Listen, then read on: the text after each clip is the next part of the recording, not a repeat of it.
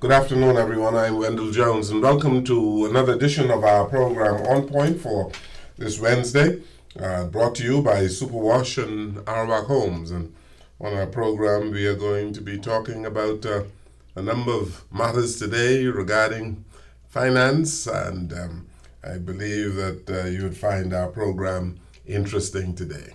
Godfrey Emis, how are you doing, sir? Very well, Mr. Jones. Very good, very good. Our guest on the program today is Mr. Diasi Raming Sr., who is the chairman and CEO of Arawak X.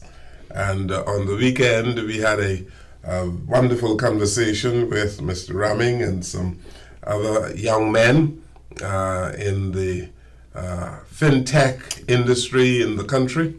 And we thought that we are going to have them come back on our various shows to expand on what was said on last weekend. So, Mr. Raming, it's good to have you back with us again. It's great to be here. Thank you for the invite. And first, tell our listeners who don't know what Arawak X is all about.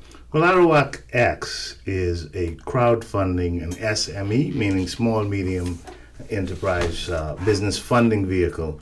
Right now, we know that a lot of innovation occurs in that space where people need about $50,000 to $3 million.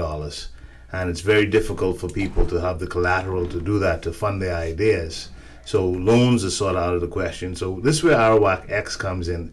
It allows investors over the internet to invest with companies that they do not know, but over the internet. Mm-hmm. So how do you find these investors on the internet?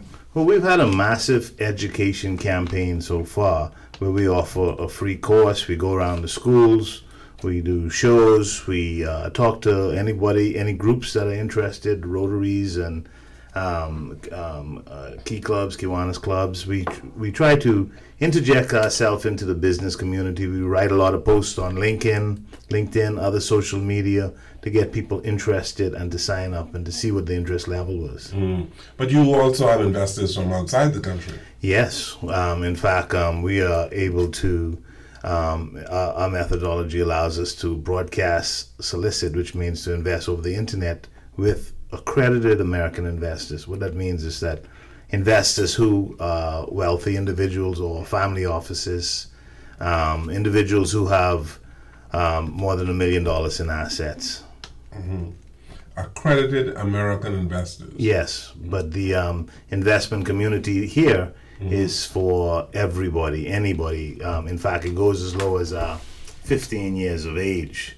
And so I think that's a great combination for building our society back up, to have any of us able to invest into a company, own it, and also to make up the difference to have foreign direct investment into these companies. Good. So I come to you with an idea. I want to manufacture some things. I want to be involved in the light manufacturing industry, and I need $2 million to make it happen. And I bring you my proposal or my business plan, and you are able to find funds for me, eh? Well, there are a number of steps to it. Some people, we look for firms that already have a little bit of traction. In other words, it's not just at the idea stage. Maybe they've already have prototypes up, or they already have the relationships built, or contracts, or actual sales. And so if they don't have these type of things, generally the level of funding is what you would find at something like the Small Business Development Center, grants and things, to get to the point where they have some type of prototype or some type of traction, or built up some relationships where we know they're going to have actual sales. Mr. Raming, we have a very open economy. We have an economy, in my opinion, which does not protect local investors because of its openness. Suppose an individual comes to you to invest in a project where he believes that he can provide import substitution and create an opportunity to block out imports. What do you say to that kind of individual? Well, The operative word here now is import substitution. yes. Well, we exist in a regulated space. So we would be regulated by the Securities Commission of the Bahamas. And what that means is basically we're a platform company. So if you have an idea that has a viable business plan that is legal and has gone through the necessary channels, we don't really judge your idea based on whether it's viable or not. It's up to the market to judge that idea. It's up to the people that you sell your story to judge the idea, not for me or anyone from my company to judge the idea. What we do make sure is that you're a legitimate company, that you have a good team behind you, that you're knowledgeable, and that you are who you say you are. So that's where our investor protection comes in. But what about public policy? See, public policy is such that some policies act at a disadvantage to the local manufacturer, the local producer, all right? And that impacts whether or not his business is going to be successful, all right? As I mentioned earlier, we have an open economy, all right? And the government is concerned about revenue, Yes. right? And if you have an import substitution product, you are in conflict. Let me speak more broader to this idea of public policy. While we are not an advocacy group, it is my personal belief that the best tool for public policy is shared ownership. Because if you have 5,000 shareholders, you will shape public policy because you have, in effect, 5,000 votes. And so rather than taking it from the point of view of politics, which I'm apolitical because we don't care about business ideas or where they come from or which party or anything like that. We allow the market to determine. But the market force is very impactful. If the market says they want this, then this is going to happen. That's what shapes public policy. You see, when you look at, we had a burgeoning light industry and manufacturing sector, you know. It's no longer in existence. It's no longer in existence because those people who engage in that kind of business were not protected because due to the openness of our economy, they allowed imports to come in and put these people out of business. Well, let me say, too, that one element of it also is that if you have enough funding, you can go into these other people's markets. All you have to have is the quality. This is not what crowdfunding allows is you to no longer have this small pie mentality that we're just trying to protect our couple of thousand people, that we have 400,000 people or whatever market we have here, plus the tourists, the 4 million or so tourists. What it allows you to do is to go into anybody's market. If you have an idea that you feel that can go into America and do good business there, and let me tell you, the ideas are out there. So I'm not talking from theory. I'm talking from practical. There are companies here when you see we finally launch that you will see will go into the American markets competitive with them. This idea of it being a fixed pie only for Bahamians to operate in the Bahamas is over. Oh, and you, in recent times, you've been attracting people, or you've been getting people interested in ROX for that purpose? Absolutely. In fact, because what's happened is that when we were younger men and had these ideas and stuff like that, we didn't have this tool, or we didn't have the regulations, we didn't have the ability, the technology to reach these type of people. It didn't exist. So somehow we got this kind of national idea that we have our little pocket, and a Frenchman could come here and do business, a Chinaman, an Englishman, or whatever could come here and do business. Now it's the reverse is true. If you have an idea that can impact them, we have kids that are studying a way, that are seeing things that they can make an impact. We can raise the funds here and go after those markets over there, and then the money stays here because this is the home company. We're talking about the new Bahamian multinational. That's the type of policy. But tell me, since you made the statement that there are individuals who are looking at export markets, all right?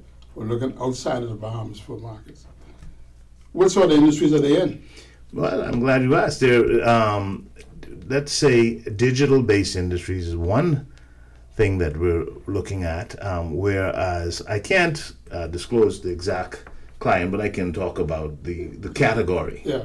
Okay, so digital-based means that this can be delivered over the internet. And you're talking about creative arts, you're talking about software development, you're talking about things that can be delivered over the internet. So you're really talking about a specialized technology industry, all right? You're not talking about hard products. No, there are some hard products as well. For example, we have one maker of a food product that has signed on with us. That plans to export his product to the United States. He's looking at it either under licensing with a distributor over there, or actually, the movement of product itself. So no, both across all industries, both touristic and digital. Not so much financial services, because the financial services in a lot of areas are very well developed already. But the industries that we're seeing are creative arts, software development, these type of industries. Mr. Reming, we've heard a whole lot about becoming full members of the World Trade Organization, WTO. You don't hear too much about it these days because I guess there's confusion in the market in the Bahamas as to whether or not the Bahamas ought to be a part or accede to WTO. But based on what you are doing, it is ideal for the Bahamas to be a member of WTO for your purposes, right? I don't have an opinion on WTO or not, because it's just another set of rules. But I believe in market forces, and I believe in Bahamian ingenuity, and I believe in the Bahamian regulatory environment.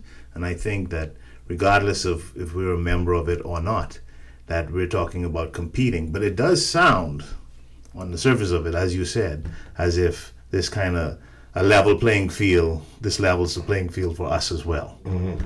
Yes. Yeah, but you have no objections one way or the other with respect to full membership of WTO. I'm a capital markets guy. Yeah.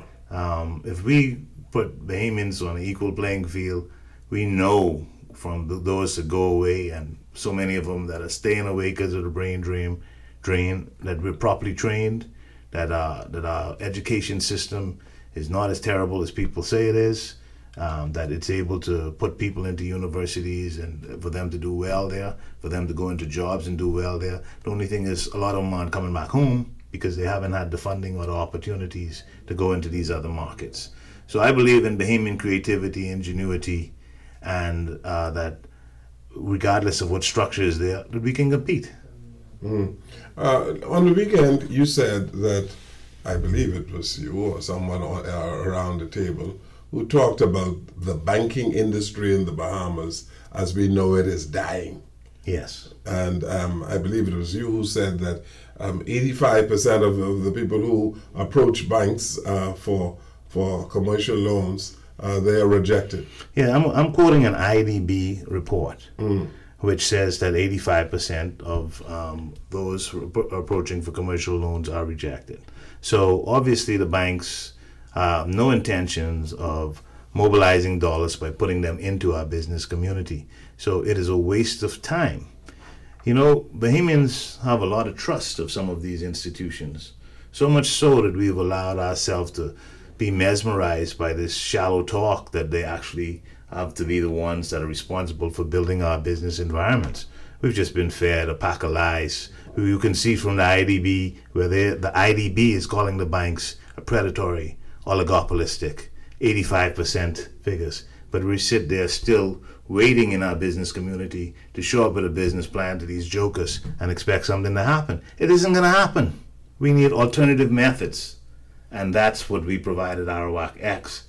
alternative methods. Where let the market decide if your idea is good or not some guy sitting up in Canada who can't even read a business plan. You mentioned that Arawak X deals between $50,000 and $3 million, Yes. and any kind of economically viable project Yes.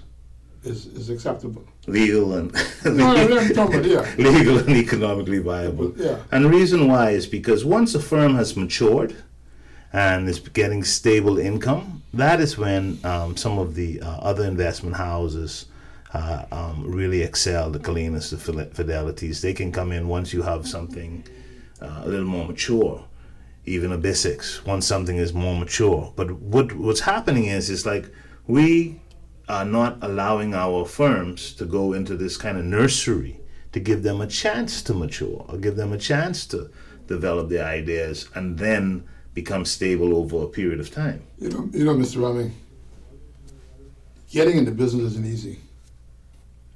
All right? And even though you may have an idea, you have to be able to crystallize that idea in a business plan. All right? And many people don't have the resources to hire an accountant or to hire someone to prepare a business plan.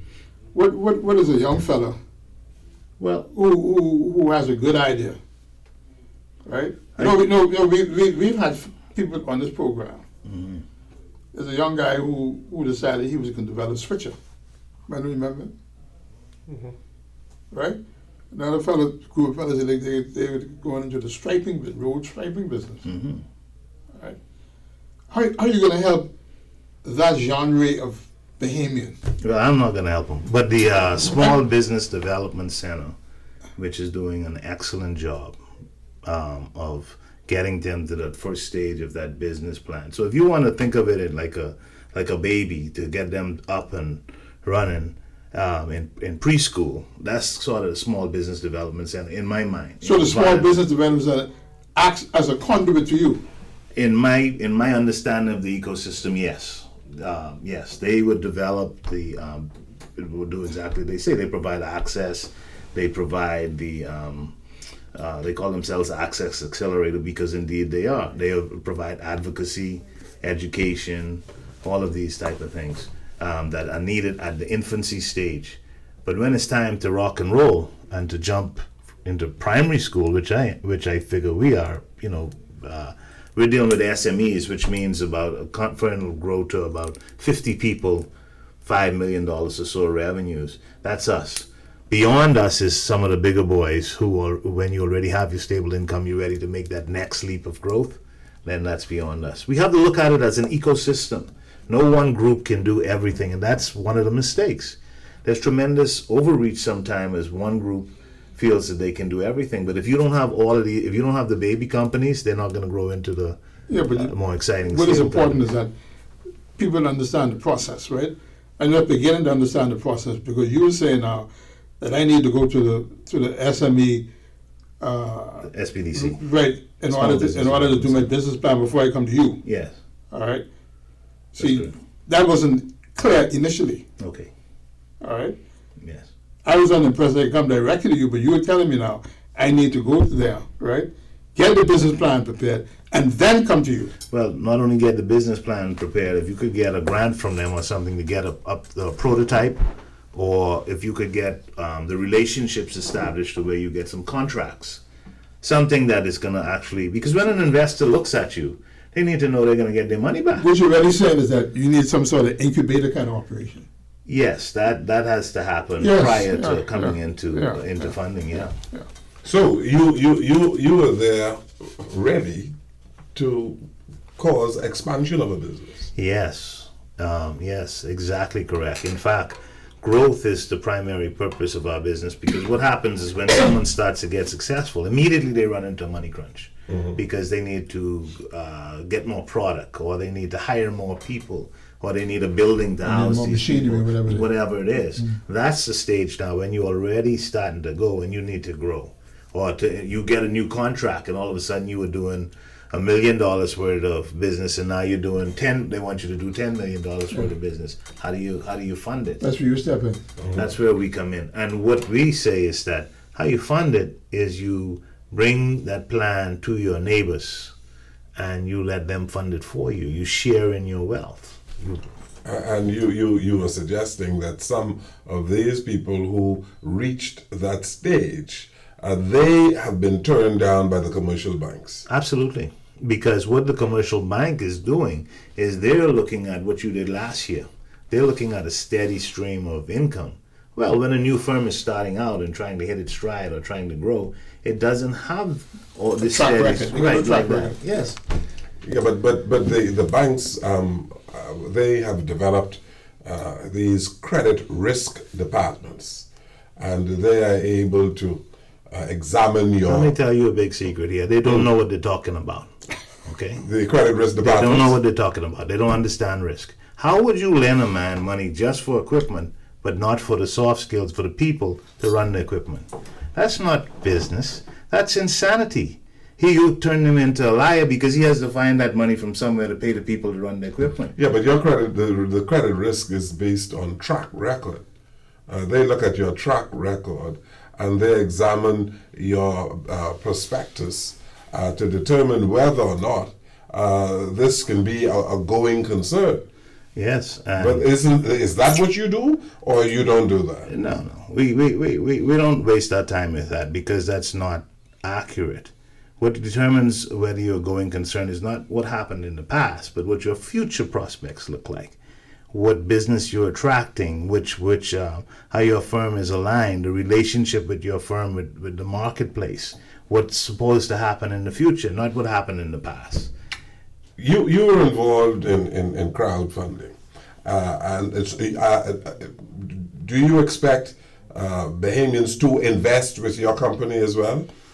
My company will become a public company, and the reason for that is because it should become a public company. I'm sure there will be other crowd-funded companies out there, but when you're a public company, you're subject to certain standards. You not only share in the wealth of the company, but it makes you bring your game up. And so we intend to have our game up to operate under the most highest and ethical standards and to be held accountable by the people that we serve. And so that's why we will become a public company. So you said that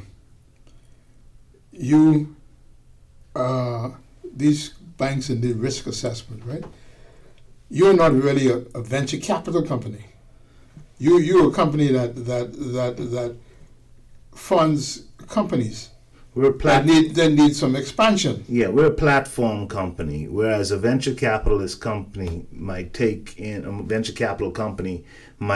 ownership role, might come in and help to run your business, etc. We don't do that. At the early stages, when we're vetting your company, we make the suggestions. We almost act like a venture capital in that regard, that we make sure that you have an accountant, we make sure that you have a document management system, we make sure you have disaster recovery and all those things before you can list with us. We make sure that you have that you're raising enough money to give yourself some leeway in case you make a mistake with the market, you don't die right away. And these are the type of things that banks don't do, because the people in banks don't run businesses. They don't run no business. They don't have to wait in line at the business office or anything like that. They don't know what that means to make salary and things like that. They don't know what it means. That's why they can make these ridiculous things like, I can only lend you money for equipment, but not for the people to use the equipment. And you have with Arawak X the experience to properly advise those people who come to you for assistance. Yes. Beginning with, we have a great team I invite people to look at arawakx.com and see the fantastic team that we have aligned. We have people like Leroy Archer on our team, who raised $62.5 million in this market with Heineken. With Heineken, yeah, I know We have Leroy. Brian Jones, and we have Hilary DeVoe, who is, I know you all know, is one of the great architects of our society for regulations. Yeah. And myself, I learned from the chief economist of the the Merck, Mr. Fred Arditi, and I saw him create billions of dollars for the Americans. I'm just trying to do the same thing for my people.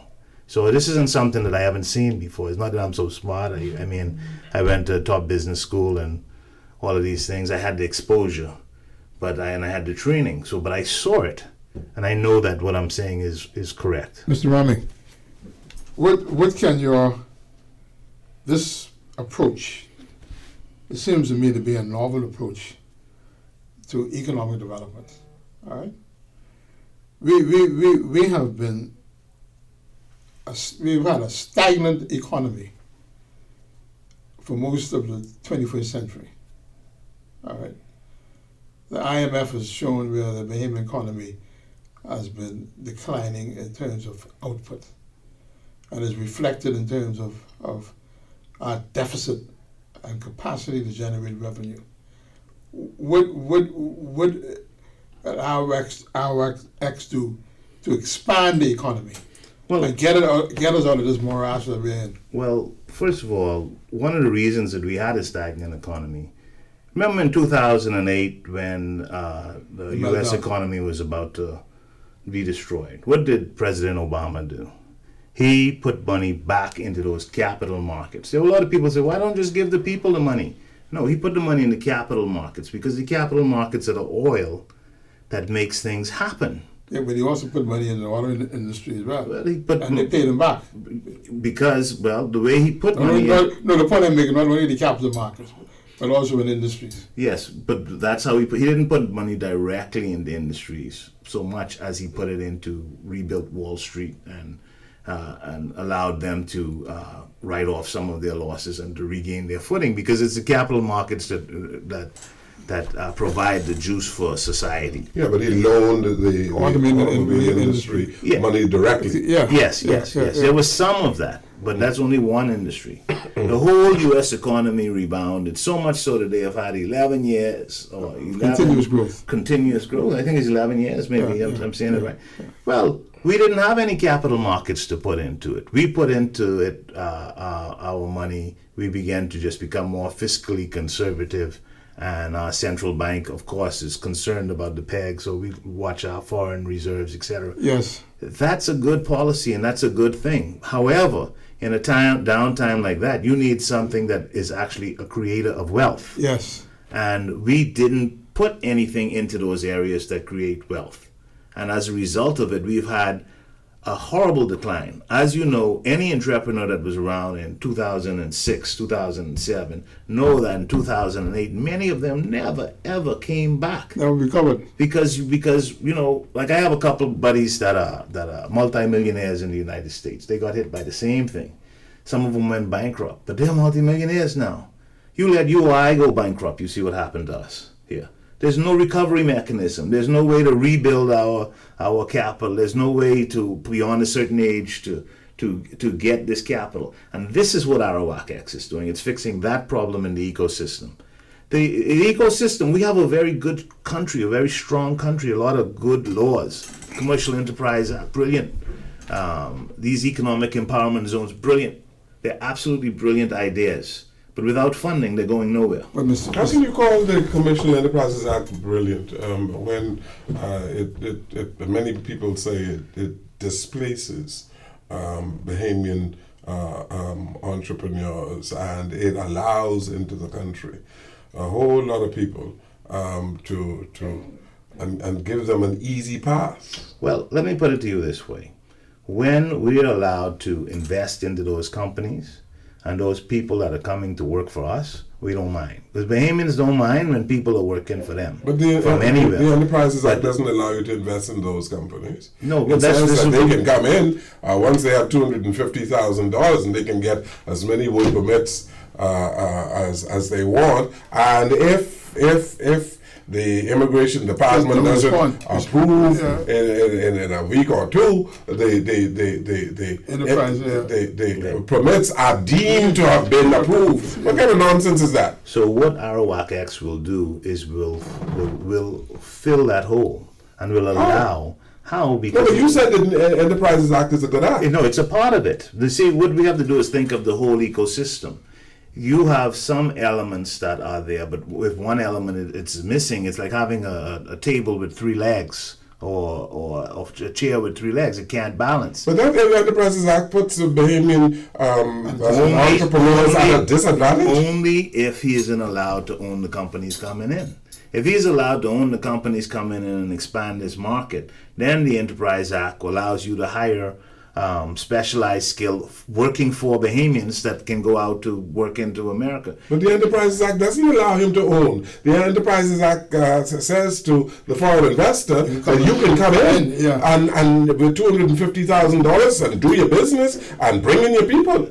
It doesn't say anything about Bahamians investing in or making a demand that Bahamians must invest in these companies. No, it doesn't as yet. And As yet? No. Well, the act is the act. The act is the act, but it's only a part of the puzzle. See, you have to look at the whole ecosystem. You can't do things without that because we need specialized labor that we may not have right now. But if that specialized labor is working for us, we don't mind getting specialized labor. But the Act doesn't say anything about But specialized I'm not labor. relying on The Act says that if you have $250,000 and you want to do business in the Bahamas, you can come in and do your business, and you can bring in some your people, and you can get your work permits. It doesn't say anything Mr. about Jones. special labor or nothing such. For $250,000 That's small. with a technology company, that's nothing. Not is that only small. That is nothing. Right. That is, you could spend that on a good couple of programmers. So that's nothing. The point of the matter is that we need to have ownership and we need to have the ideas so that we can hire somebody without having to jump through a bunch of hoops to feed those markets in the United States. Okay, Mr. Raming, I hear what you said, right? And you heard what Mr. Jones said. And what he said was you talk about this ecosystem. What is absent in the present ecosystem is what you said. That's correct. How are you going to empower the ecosystem without having access to public policy? Is the government listening to you? Yeah, I am pleased with our regulators, and I'm pleased with the process right now as it's going on, and the answer is yes. So what you're saying is that an individual who wants to do business in the Bahamas under the Enterprise Act, right? Does he know that he has to make his company available for Bahamians to invest or be a part of? No, this is something that my company is pushing for. So it ain't policy then? No, it's not policy. It's not regulation. No, it's not. It's not. But you have to start somewhere. It's not yet. They can't come and. You got to understand. These guys have never seen this capital market side before, so we have to teach them. We have to help them understand it, and we have to lobby towards these type of things. Yeah, but Mr. But Raming- you can't. We're only a part of the solution. Around the solution has to be these other things. Mr. Raming, that Enterprises Act was ill-conceived. And it was ill-conceived because it puts Bahamians at a disadvantage. And it invites foreigners to come into your country to compete with Bahamians for small money, like you say, for nothing. You have a brilliant son, for instance. Met him. He was on the program all by himself one afternoon. He's a technology man, right? Yes, he's a technology. The Enterprises Act enables a foreigner To compete with him? to compete with him, to come in and compete with, and bring in people to compete with him. But it also enables him to do that. You see, what's missing now is he just needs. He ain't got no money though. Yeah, that's where we come in. You got it now. You understand how the puzzle goes. It enables him to do that as well. I'm not what? afraid Do to what? to compete with them. Yeah, but he is not competing outside the country with them. They are coming in his territory to compete with him. It doesn't enable him to go where they are to compete with them. Well, that's the missing part of the puzzle that we're putting. That in. is why I'm saying it's ill-conceived. Well, I mean, it's a partial But you said we have solution. good regulations. Yes, it's a partial solution. We don't have the complete solution yet. That is what we're putting together now, the complete solution. You'll see, it's just like having a car, right, with a wheel missing. A car with a wheel missing, I don't care if it's a Ferrari, it's pretty useless. Oh, God. When we put the wheel of capital markets on, this thing is going to purr. But Mr. Raming, you know, we're in a desperate situation in our country.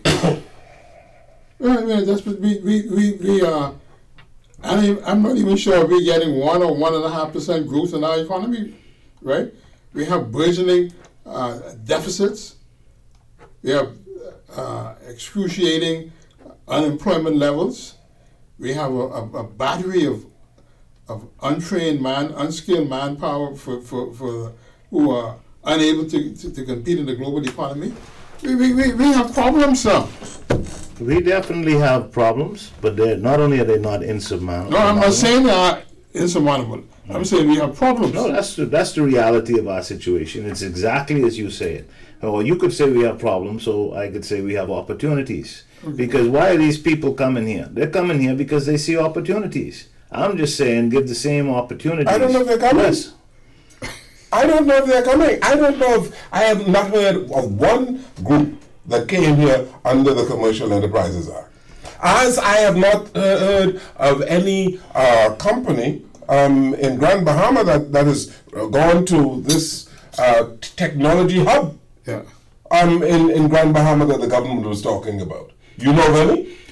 No. We know that one pulled out, but we know, but I'm telling you why they did. Because the environment is not conducive for their operation. The policy environment. And because of the cost of doing business in this country. One thing is this, okay? You have to understand that there's a message to market thing that is missing. Mm-hmm. When you're talking about high-tech companies, you have to understand you're talking about innovative companies. You're talking to younger people typically that are doing new innovative type companies. These innovative type companies need funding. They need funding whether they exist in America, Canada, Europe, or in the Bahamas. Mm-hmm. They need funding. Without the funding, ain't nobody coming anywhere. Right. But So Mr. the act Raming, isn't there to give Mr. funding. The Raming, act is to address support. we also need industries, right? That are going to generate employment for large numbers of people. Yes. For large numbers of people. Yes. Right? That's the kind of industries we need if we're gonna really impact. Okay, you could unemployment. think of it like that, or you could think of it like this: if you get 100 small, medium enterprise companies, maximally, which the maximum size is about 50 to still be categorized in that. If you got 100 of those companies up and running that hiring 50 people, you have 5,000 jobs. Yeah. Now, at the Small Business Development Center, they have 4,500 companies that have tried to engage with them. Many are on the waiting list because it's so overwhelming. So are you going to tell me out of 4,500 companies, there aren't 100 of them that can be developed to good ideas, Of course. particularly when they know that they can go into these different markets? Yeah, but we have to make it happen. We're making it happen. And that's my point. We're making it happen. I'm not having a theoretical conversation here. I'm having an actual conversation. I'm dealing with companies that are doing this. We're before the licensing board. We're talking to the policymakers now to try and get them to understand this full ecosystem. We're having this conversation with you gentlemen here and trying to educate the public that this is coming. Yeah. No, I hope and I welcome your thinking on this about SMEs. You know what I mean? I welcome that, but we are in a situation where we need to see as some movement. Good, and it's important to understand that because when people delay, when this is before policymakers, before regulators, when they ought to act with haste. Now, Mr. Raming, let's talk a little bit about the ease of doing yes, business yeah. in this country. That's the problem. The ease of doing business. I had an experience today, all right? An experience today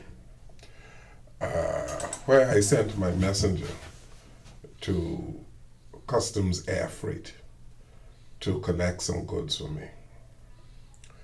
And they said that,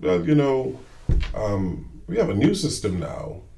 You need a C-44 form in our system in order for this man to collect your goods. I said, well, what is that? Yeah. In the past, I was able to just give him a letter saying that this man is authorized to collect my goods. And they said, well, you know, that is not, we have a new system now. I personally can't go because I'm on the air. I have stuff to do. Yeah. I have a newspaper to put out. Yeah. I have plates to the airport. I need my plates to put on my press to print my paper. I can't go. I said, my man, tell me, I need to have something in some computer system, some new form authorizing somebody to collect on my behalf. What nonsense! What foolishness! Why can't I just, under my signature on my letterhead, send that man to collect my things, man? So that I can make my business go, so that I can put out my paper, man. What garbage is that? And you tell me that you're talking about the ease of doing business? No, I never. There are some people in this country who have arrogated to themselves certain powers that they really don't have. They have arrogated to themselves these powers to frustrate the public, to frustrate the business community, to make life difficult. And then they talk, they have the audacity, I was going to say the gumption, to talk about the ease of doing business. You know what? They are throwing all kind of hurdles and encumbrances in your way. You know what my solution for that is? What? Make them owners.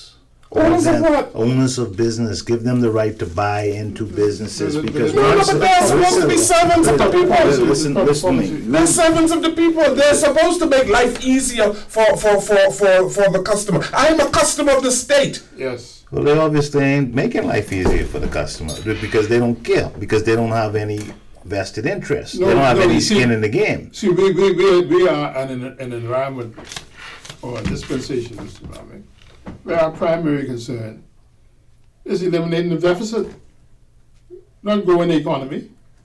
That's the primary concern.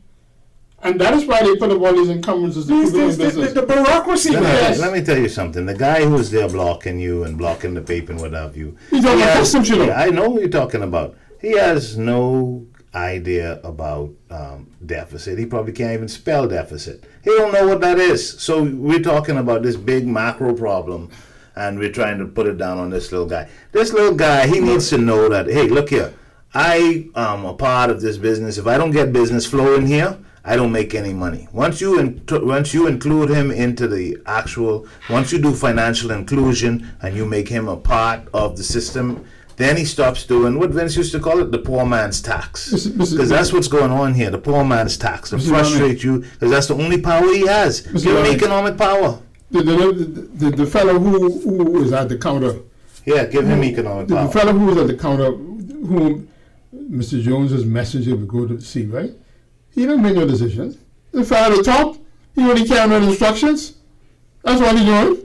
And if he doesn't carry Can out he get fired? he's penalized. Yes.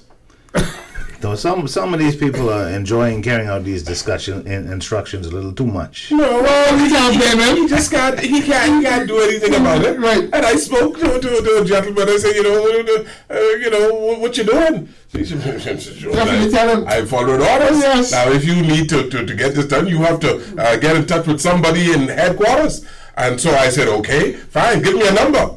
And the fellow who I needed to talk to was off the island. Let me tell you, if Come on, man. It's producing it ready for bake. If you can wake him up, Godfrey.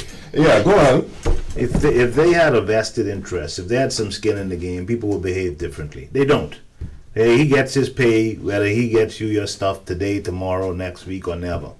So you got to give people skin in the game, and that's the problem here. We don't have people with enough skin in the game. Everybody here should be an owner in this society, and that's what we intend to do. That a guy with as low as $10 could invest and own a piece of this beautiful economy that we have here. All right, let's take a break here. We are on our program On Point, and we have Mr. Darcy Raming Sr., who is the chairman and CEO of this company.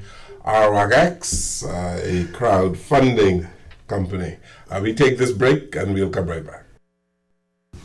We're back here on our program On Point, and speaking with one of the men in the fintech industry in our country, Mr. Diasi Raming Senior. I have to say Raming Senior because he has a Diasi Raming Junior who is almost as smart as he is. He's a little bit smarter. He's smarter than you are. All right, okay. Mr. Raming, what? Let's be optimistic. What do you see as the way forward for us, utilizing this missing link that you described? Well, it may sound repetitive, but the way forward is for everybody to have skin in the game at every level. If you look at how our companies are historically set up, what you have is a situation where you have shareholders who are normally not Bahamians, that they go and they get board of directors who are normally not Bahamians, and they go and they put businesses in here and they bring in executive management that are normally not Bahamians, and now the executive management hires mid-level management who sometimes are Bahamians, and those mid-level managers hire the local workers who are typically Bahamians. So along this whole chain of companies, there are only two levels that we're really participating in: the lower level worker and maybe the mid-level management worker. But if we fix it by starting where we are the shareholders as well in these companies, then you will see that we will also be on the board of directors, because once you're shareholders, you have vote and then you have expectations. You will see that we will also be part of the executive management, and then you will see also that we will fill the mid-management and the workers. We have that participation along every step of the way instead of just two out of the steps. That's the way I see it. I asked you on the weekend if we are over-regulated as a country. I think the answer was in the negative. No, I don't think we're over-regulated. I think regulations bring safety. And people, particularly with their money, they want to know that the money is safe. Now, the problem that, in my view of the financial services industry as it has been presented to us and in this current atmosphere, is our financial services industries didn't begin with companies that create value. What it began with is the companies over there somewhere in Europe or in America creates a value over there throughout the world, and we come and we are hiding the money or managing the money or doing all these other type of things. So our jurisdiction continues to get a black eye because we're dealing with other people's money in ways that their host governments, etc., want to extract taxes and things from, because the value has been created in their countries. Yeah, but we have a small country, and our financial services sector has been dealing with hundreds of billions of dollars. We don't have that kind of capital in the Bahamas to even compare with what they're doing in these countries outside the Bahamas. Exactly. And what's happening right now is that slowly, or quickly, some might say, our financial service industry is becoming decimated because it's built on somebody else's stuff. We need to build it on our stuff, on our economic power, on our creating values with our base companies. That's what it needs to be built on, not on somebody else's. And therefore, the Bahamians go out into the Caribbean, they go out into America, they go out and they create value over there and they bring money back here. That's what needs to happen. But in order to do that, they need to be able to compete on capital. And in order to compete on capital, they need to be able to share that wealth with other people. We have $2.6 billion. Think about that. $2.6 billion sitting in these accounts that are earning 0.3% or whatever. Yeah. Sure. And according to when they did the Sand Dollar research or what have you, they say Bahamians have another $1 billion in their mattress somewhere or somewhere circulating that nobody knows where it is. Mr. So Raming, you have the money. Mr. Raming, Yes. we've approaching 50 years since majority rule. All right? And over that period, there's one group in our country who had a head start. All right? Who had a head start. And so the wealth of the country has been mostly deposited with them. That element who had the head start, right? Those of us who look like you and I are just now getting into this ball game of wealth management or wealth creation. I told Wendell that discussion on Jones and Company the other day. 20 years ago, that discussion would be dominated by non-Bahamians. I think it's the first time such a discussion has taken place solely by Bahamians. All right, and as a result of that grouping or that cadre of young men are now introducing a new perspective to our country. All right. What concerns me is how do you get that thinking into public policy? Because we live in a country where you have too much government. You get that thinking. Where government it dominates every aspect, and it's flavored over. It's flavored over by political partisanism, Well, tribalism. you know, we have interesting history, as you say. There's a history of where we have merchants that dominated the society for a long time, but the world is open now. Why would I have to worry with my brother who had the advantage over me in the past? When I have markets that would make the wealthiest Bahamian look like a pauper. Yeah, but you got to know about those markets. You know, that's what you see. The thing That's about right. it That's is- why I'm saying that discussion that you had on Jones with this program, right? Opened eyes. All right, and that discussion would not have taken place with Bahamians 10, 15, 20 years ago. It's the first time. Yeah, but you made that point. Let him respond. Yeah, and I'm agreeing with and affirming what you said and congratulating you on introducing these young people to the Bahamas per se, so they can begin to change the thinking. Because the fact of the matter is that those guys sitting at the round table, when you try to reach them, I know all of them. One is in Abu Dhabi, the next one is over here in Canada, the next one is they're world class people. They could be excellent in any country, in any world. They're competitive with anybody. You sitting there with guys that have degrees from the top universities in all these countries, and now they want to bring this back to our country because of the things like the internet, because of our regulatory environment, because of our different acts. We're trying to make this happen here because we live here and we love here and we want to develop here. We want things to be headquartered here, because normally where the home company is headquartered is where most of the wealth resides. Yeah, but what Wendell is saying, right? Because of the difficulty in doing business, it is constraining with the capacity that these young men are trying to introduce. Sure. That's the problem. We're all living that reality, and that's why we have to keep, you guys have to keep hitting that hammer on the head to make people understand that this is intolerable, and we can't compete like this. If you do this, You can't advance. you're throwing up impediments that need not happen. Yeah. You know, you go to get a response from a government agency, it might take you a month or two to do so. But during that month or two, you had to pay the rents, you had to pay salaries, you had to pay things, and you can't operate because you can't get your stuff. You go to collect your stuff at customs. But here's the good news with all of that. We are digitizing. We are trying to do better. We are headed in the right direction. It may not be fast enough, but nobody is saying anymore that this is acceptable. Think of a few years ago. People would have just say, that's that, and that's how it is. We're not improving anything. We're not putting in, and we're not paying any money on any technology to improve anything. This is the way it is. Find someone you know who could help you. That's no longer the case. Yeah, but you see, what Brian Jones made the point.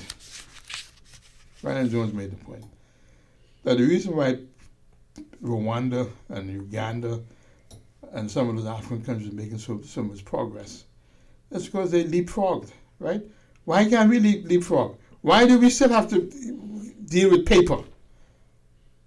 As he described. That's the problem. We need to leapfrog, sir. Agreed with that. No one would argue with that. And the way to do it is through technology transformation. Because that's another reason why this level of company will work. 10 years ago, for example, the marketing system that you could do with a simple assistant would have taken a department of 10, 20 people to do. The document management system, you'd had a room full of people and a room full of computers. We run a fintech company and all we have is portables, really, because everything is up in the cloud.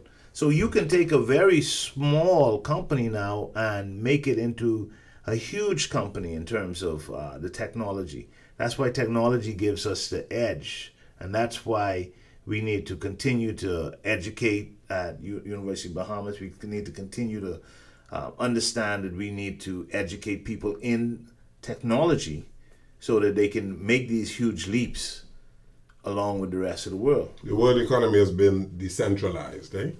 Yes. Mm-hmm. Yes. And the decentralization of the economy, the world economy, enables you, Mr. Raming, to do exactly what your counterpart is doing in New York or Boston Or Singapore. Yes. The joke in business school was 7-Eleven. Everybody know about 7-Eleven, right? But 7-Eleven is a Japanese company. But the typical American didn't know that 7-Eleven was a Japanese company. He just knew that he was getting goods and services and creating value in a Japanese company. Why can't it be the same for the Bahamian companies? You don't have to just be doing Bahamian cultural companies. Simple services. If you can compete on a level, and we can compete on many levels, but there has to be a shift in mentality. There have to be a shift that we're our only territory that we can walk on is these islands, and everybody else, we have to compete with everybody else coming in them. And the truth is that when we send our kids away, they compete with all other people, and they do well against other people. Yeah. And they not only do they well, they come to the top against other people. When I was at Allstate, I was the number one in the division of 40 managers.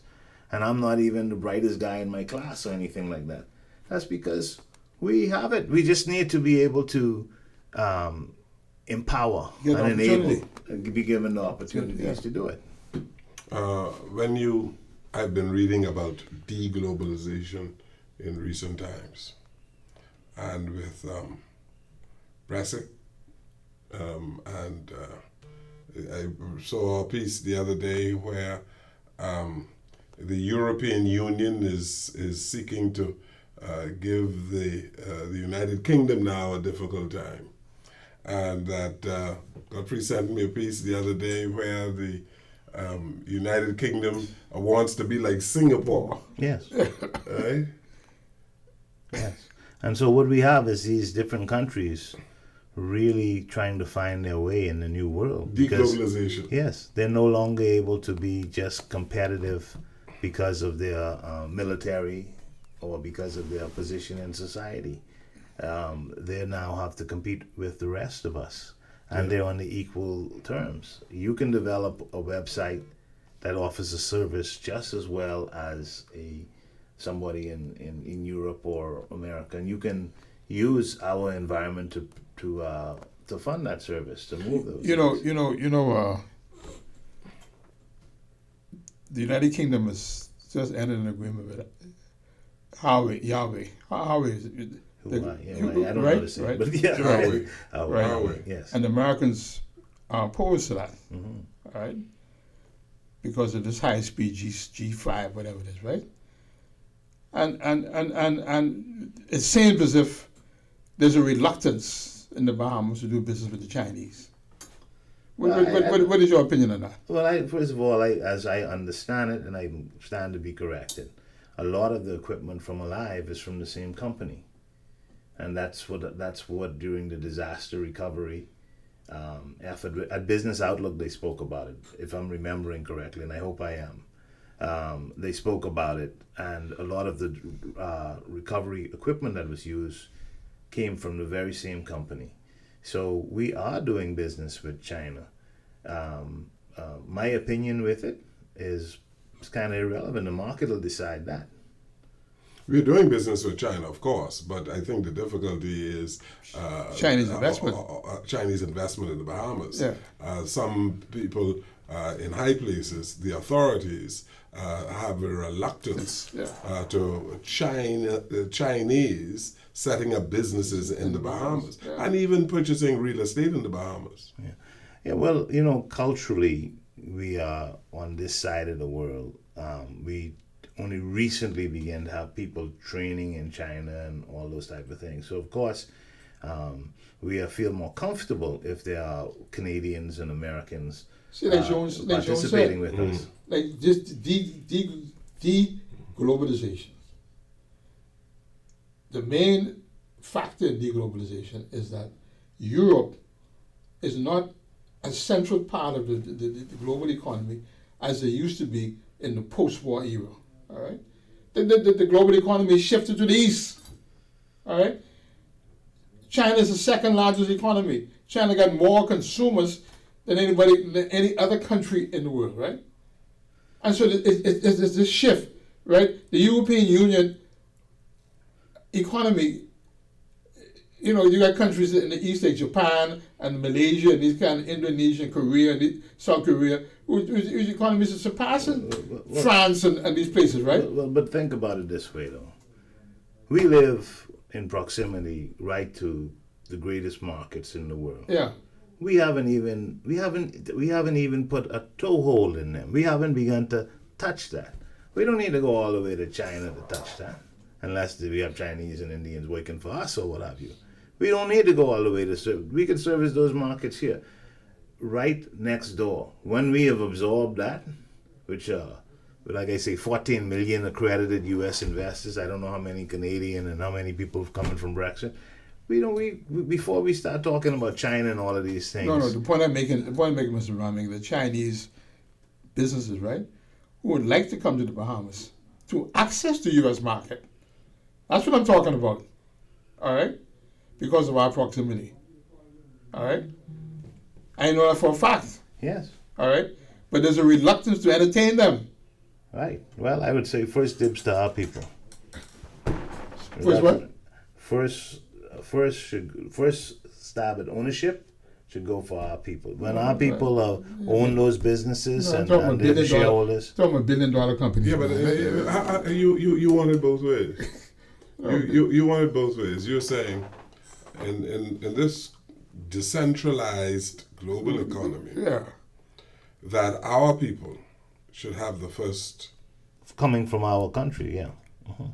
But wouldn't you allow the Chinese to come into your country to purchase real estate and to access industries, other industries? Yeah, to access the U.S.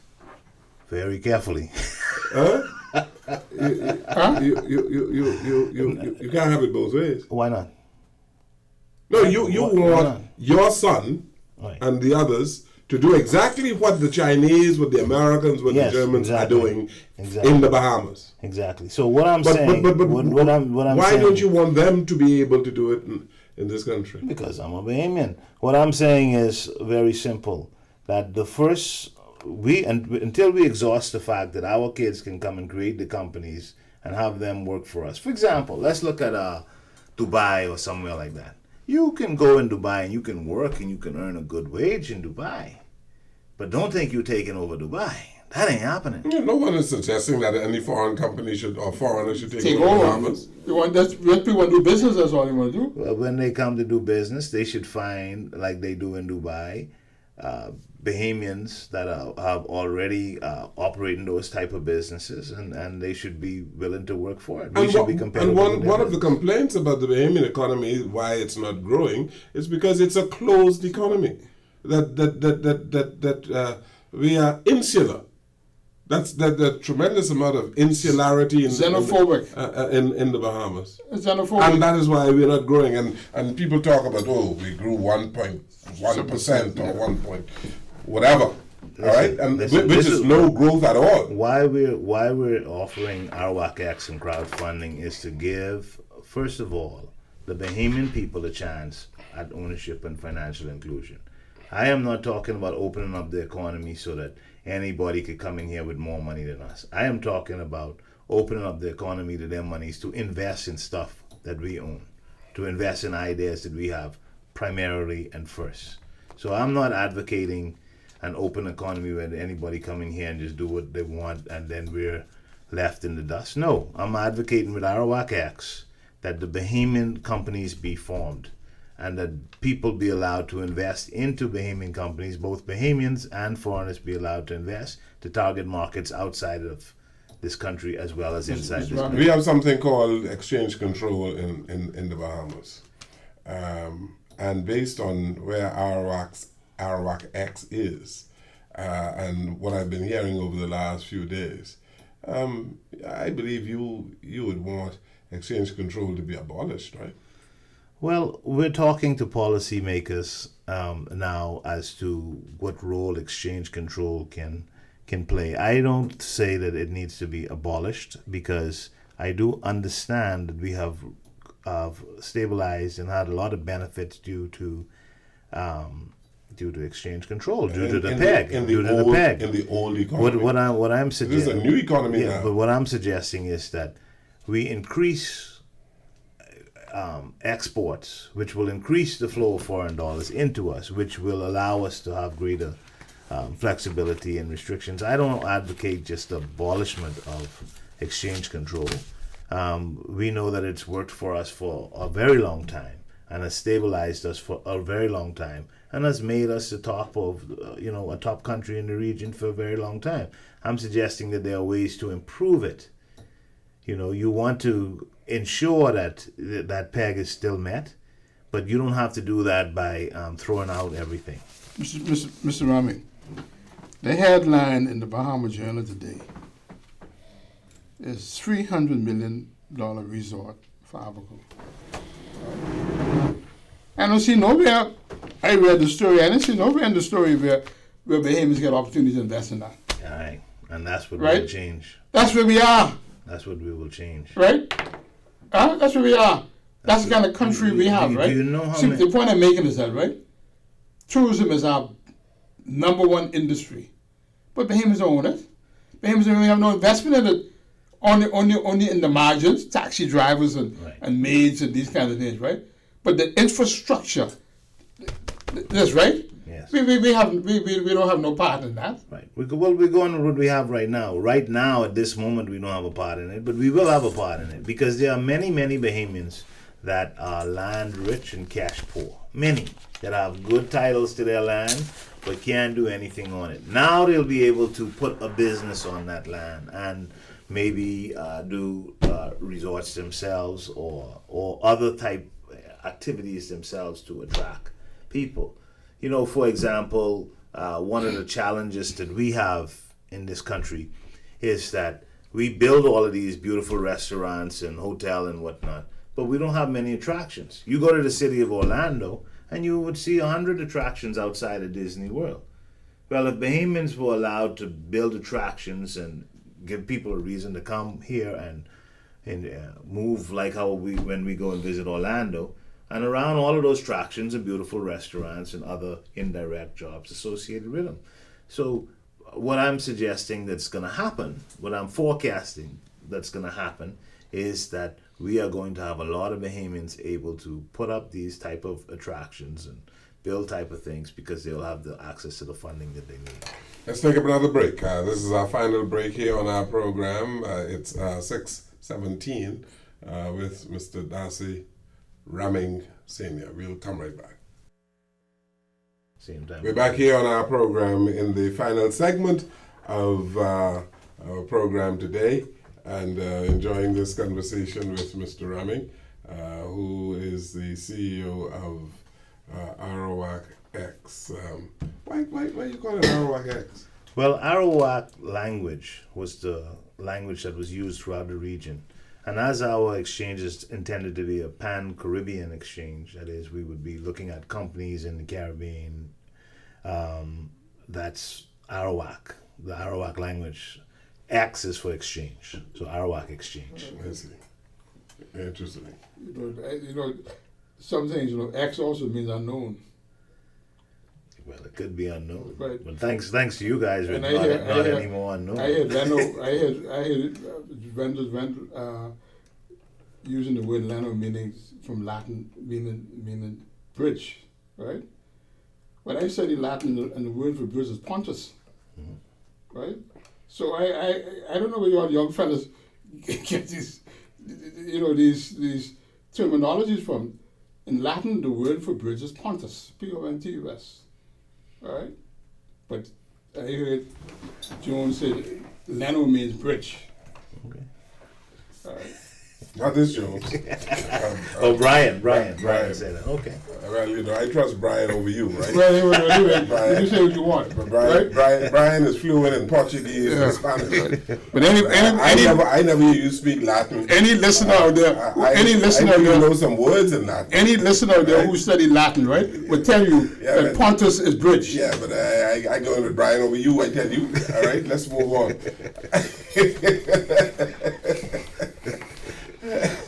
You don't expect me to go with Brian over him? I would. But you anyway. All right. When you All right, listen. Let's get back to financial services, and this digital base. Well, the digital era that we are in. Yeah. Sometimes I wonder if we are moving too slowly in the Bahamas. Yes. Yeah, I think we are, and I think we need to immediately begin to tackle these markets. I mean, I was talking to one of my friends who's in Silicon Valley just 2 days ago, and he gave a presentation, and 14 Fortune 500 companies came up, and he's saying, what am I going to do? I can't, if all these guys start hiring me, I'm going to have an exponential growth in my business. And what he's doing is he's providing marketing collateral to these companies, and this marketing collateral is like pitch decks and things that you used to sell, and some security type stuff. All of those are fields that we can do very well in. We have a lot of artists, we have a lot of creative artists, but we need to now have that type of job training where people can use these digital skills. Game developers, for example. A lot of people play these simple games on their phones or in arcades. These things, one game can be worth billions of dollars. But you need the people to service them, software developers, and then you need the markets to put these people in. But Mr. Rami, aren't these things, these industries, generational sensitive? You got to be of a certain generation to be able to apply some of the. Yeah, but remember now, each of these, every job that's created through this will also have 2.5 indirect jobs. The guy might be a software programmer, but he still got to eat a hamburger. He might be a software programmer, but he still got to go see a movie or take his kid to school or to preschool. So once you have this guy that has the expertise, that is, you're correct. That's why you have the perfect place for this type of training is in the university, not necessarily in the core university courses, because the core university courses are set, but more in terms of like short-term seminars and courses that give you the ability to use a particular tool. That way, if the tool changes, I'll give you an example. When I was in Singapore in 2010, I was in a taxi cab, and the taxi driver said, this university over here, I think it was, I can't remember, Nanjing University or something like that.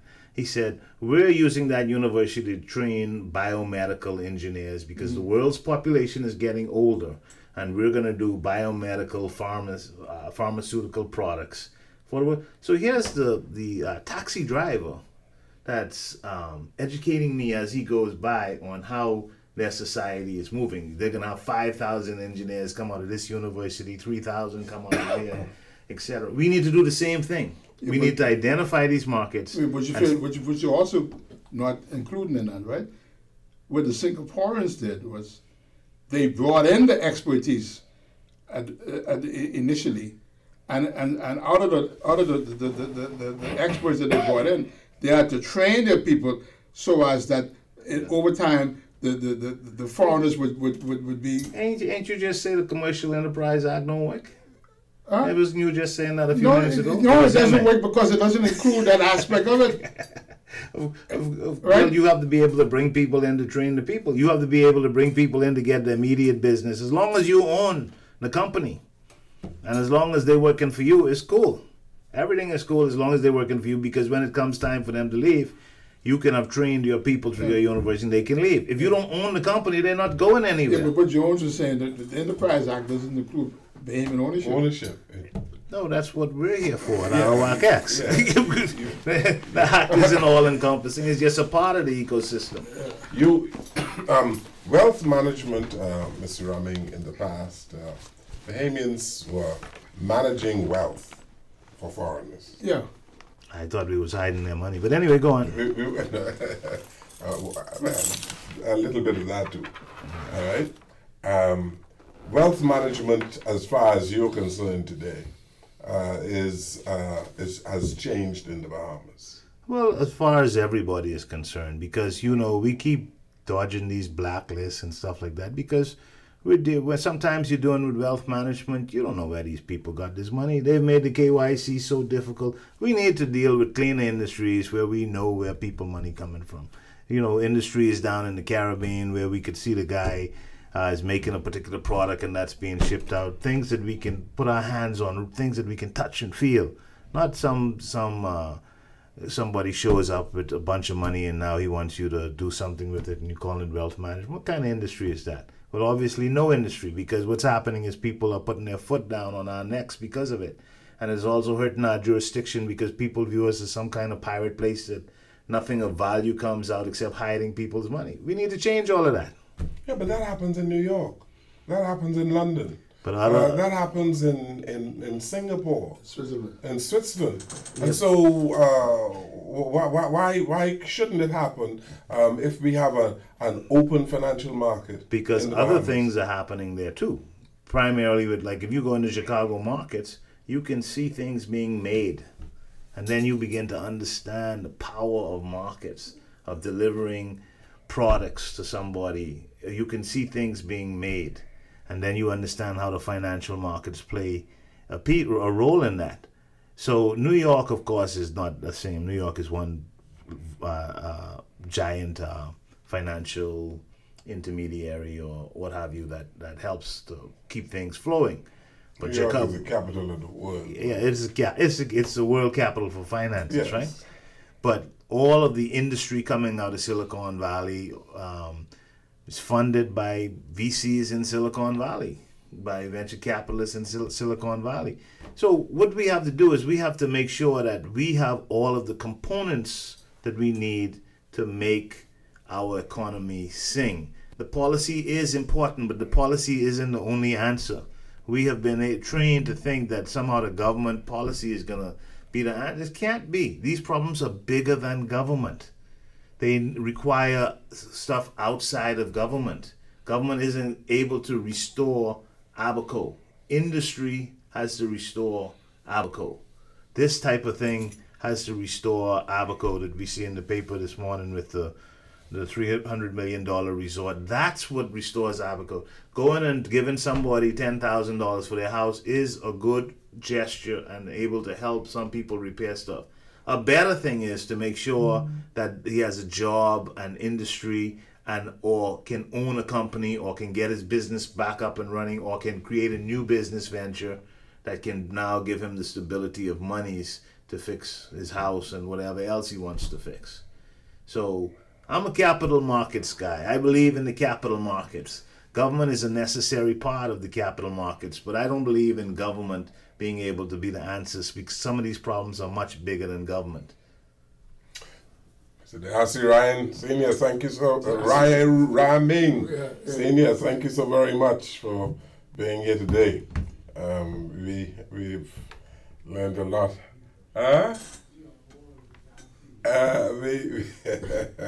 we learned a lot from you today about the capital markets and crowdfunding and all of that. So thank you so very much. You should come back more often to be with us because this is the language that our public would have to come to have a better appreciation of. Thank you very It's a much. language our public needs to hear. Yes, It was a pleasure to be here. thank you. Thank you so very much. Thank you, Godfrey. Thank you. Thank you for listening to our program On Point today, and we trust that you enjoyed it.